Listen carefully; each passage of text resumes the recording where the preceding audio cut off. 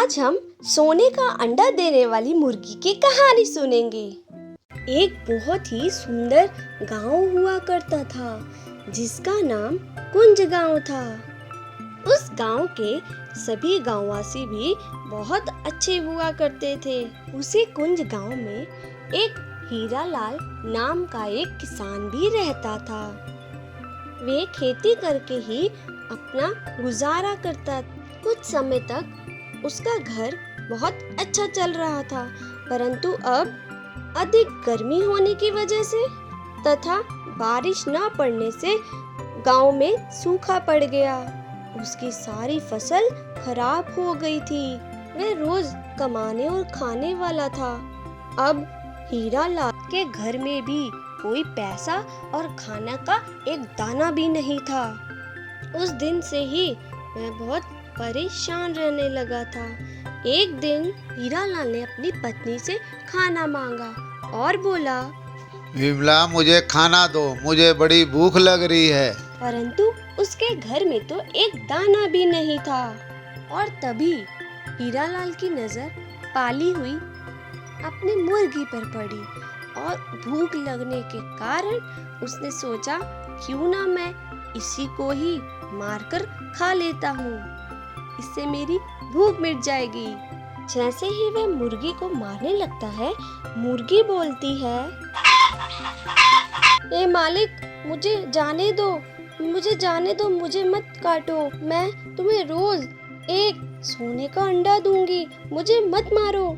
सोने के अंडे की बात सुनकर हीरालाल के मन में लालच आई, पर उसने बोला, मैं कैसे मान लूं तुम मुझे सोने का अंडा रोज दोगी? ये बताओ। मालिक, आप मेरा विश्वास करो, कल से मैं रोज आपको एक सोने का अंडा दिया करूंगी। मेरी बात मानो और मुझे मत काटो। अगले दिन हीरालाल और उसकी पत्नी सोने का अंडा देखते हैं और हैरान हो जाते हैं। कहा था ना मालिक, मैं आपको सोने का अंडा दूंगी, तो देखो मैंने आपको सोने का अंडा दिया है, अब मुझे मारना मत। हीरालाल बोलता है, ठीक है, तूने मुझे सोने का अंडा दिया तो मैंने तुझे माफ किया। ऐसे ही मुझे रोज अंडा चाहिए। हीरालाल रोज उस सोने के अंडे को लेके कुंज गांव के लगने वाले बड़े बाजार में चला जाता है और वहाँ रोज एक एक अंडा बेच आया करता है। हीरालाल बेचकर अमीर होने के सपने भी देखने लग जाता है। नया घर, नई गाड़ी और बहुत सारे नौकर चाकर। और कुछ ही समय बाद ये सपना हीरालाल का बहुत जल्दी पूरा भी हो गया। परंतु हीरालाल की एक लालच ने उसे ले डुबाया।